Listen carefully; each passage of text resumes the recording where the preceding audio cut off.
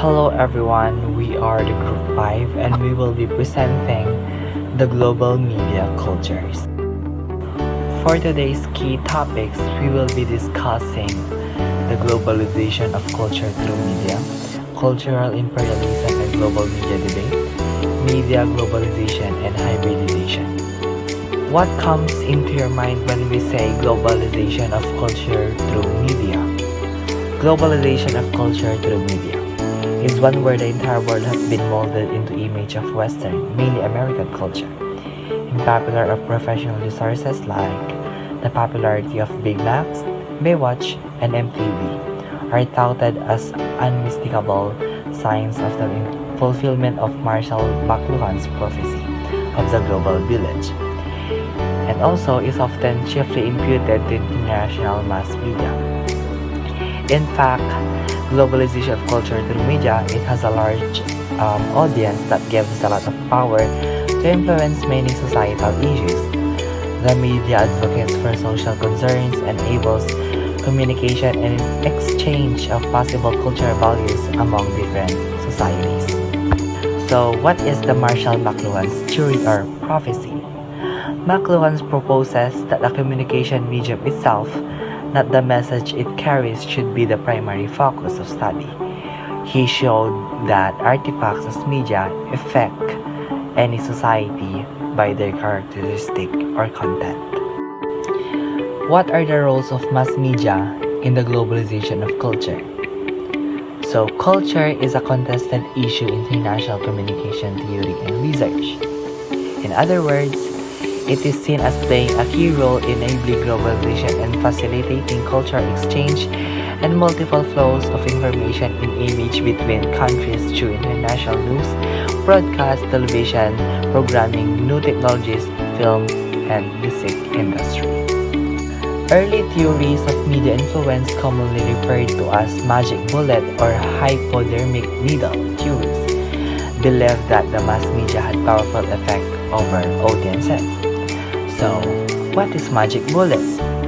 In this PowerPoint, it says about theory graphically assumes that the media message is a bullet fired from the media gun into the viewer's head, which means just like a gun, it directed the bullet to the head of a receiver. Hypodermic needle model uses the same media of the shooting paradigm. It suggests that the media injects its messages straight into the passive audience. Cultural imperialism is firmly rooted in a political economy perspective on international communication. What does political economy mean? Political economy focuses on material issues such as capital, infrastructure, and political control as key determinants of international communication practices and effects. In other words, political economy is the study of production and trade and their relations with law, custom and government, and with the distribution of national income and wealth. What is the difference between media imperialism and cultural imperialism?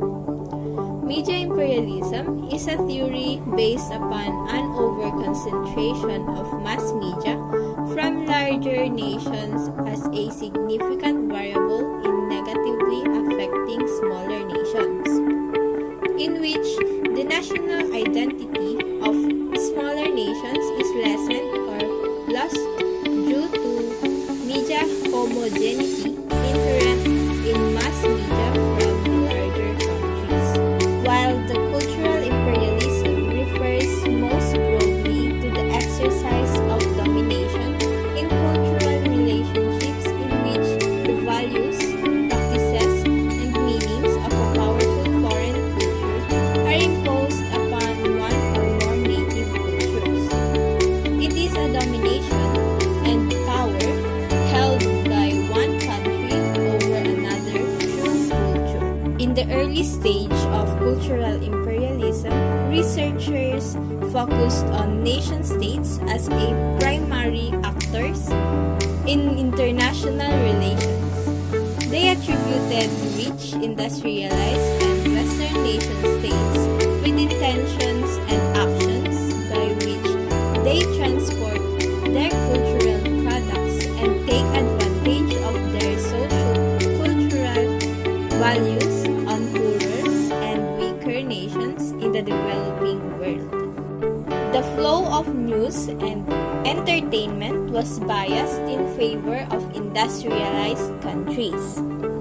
This bias was clear both in terms of quantity, because most media flows were exported by Western countries and imported by developing nations, and in terms of quality, because developing nations received scant and prejudicial coverage in Western media. This concern led to the rise of the New World Information and Communication Order, or NWICO debate. NWICO is a term coined in a debate over media representations of the developing world in UNESCO. And it was a political proposal concerning media and communication issues emerging from international debates in the late 1970s. This was due to the fact that inequality existed in news and entertainment programs alike, and to the advent of the new media technologies such as communication satellites, which made the international media landscape more complex and therefore widened the scope of the debate about international flows. The Global Media Debate.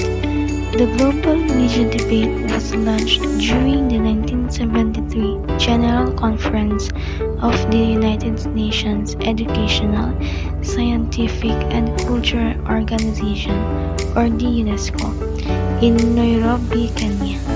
As a specialized agency of the United Nations, the mission of UNESCO includes issues of communication and culture. During the conference, strong differences arose between Western industrialized nations and developing countries. Led by the United States, the first group insisted on the free flow of information doctrine, advocating free trade in information and media programs without any restrictions. The second group, concerned by the lack of balance in international media flows, accused Western countries of invoking the free flow of information ideology to justify their economic and cultural domination. They agreed instead for a free and balanced flow of information. The chasm between the two groups was too wide to be reconciled. This eventually was one of the major reasons given for withdrawal from UNESCO by the United States and the United Kingdom, which resulted in the de facto fall of the global media debate. It means that the idea of a global media ethics arises out a large attempt to change, improve, or reform the global media system to eliminate inequalities on media technology and to reduce the control of global media in the hands of minority of Western countries. This attempt to restructure the media system have been controversial, often being accused of being motivated by an agenda to control media or inhibit a free press. The debate continues today.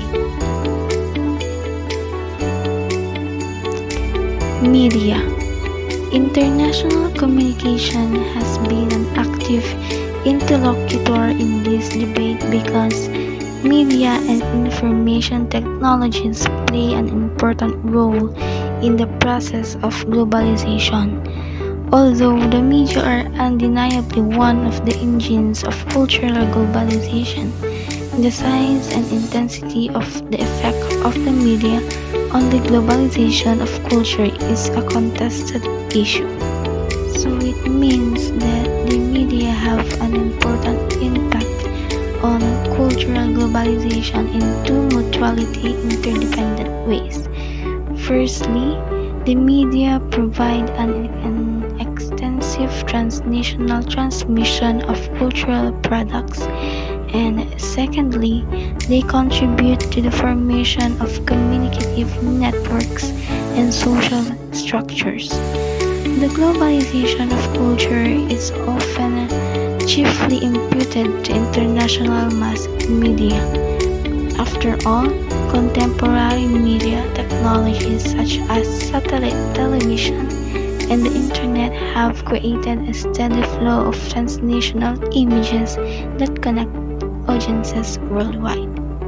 Globalization.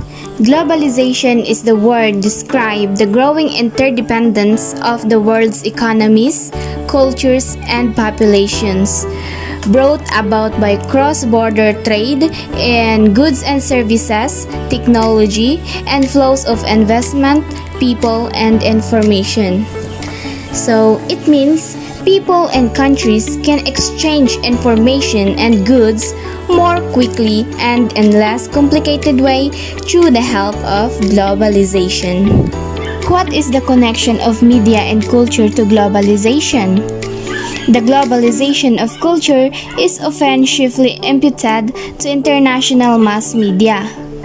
After all, contemporary media technologies such as satellite television and internet have created a steady flow of transnational images that connects audiences worldwide. So, globalization has a great influence on the media and further its impact on us. The most visible effects of globalization is widespread of communication. The introduction of newspapers, magazines, internet, and TV has immensely helped to spread information and has helped people to come together from over the world.